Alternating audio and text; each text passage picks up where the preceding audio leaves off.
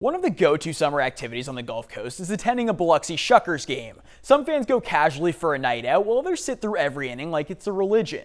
It doesn't matter what category you fall into, the Shuckers are a fun time for all. Biloxi currently has 3 of the Milwaukee Brewers' top 5 prospects, including Canadian and 2021 33rd overall pick, Tyler Black. Earlier today, I threw with the Ontario native to learn more about his journey.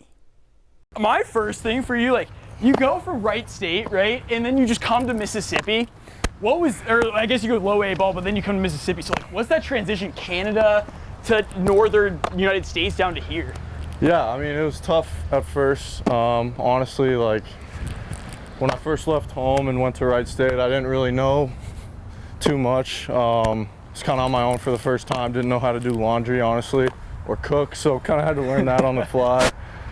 But yeah, man, once I got comfortable, it was all hands on deck. It was fun, and yeah, I won traded for the world. You're getting drafted right around COVID, and then you're technically, I guess, a first rounder, 33rd overall. So what goes through your mind when you're sitting there waiting for your name to be called? It was a crazy day. I had a feeling I'd go on day one through my agent, but you really never know for sure until you get that phone call.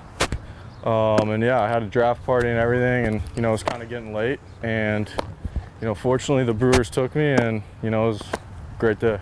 So then you get that call, and they say, what do they say to you? Are they like, all right, you're going to Wisconsin, what's the deal? You're coming to Arizona? It's kind of crazy. My agent talked to me the whole time. I didn't really talk to the Brewers that night at all, actually. Talked to the area scout who drafted me, and that was pretty cool. But right away I was on a flight 2 days later in Arizona. Spent my 21st birthday in a B-dubs with my buddy, and yeah, man. You're nowhere from here. Your family's on the other side of they're not the world, but different country. And your dad being in sports, did that play an advantage for you at all? Your dad being around the game?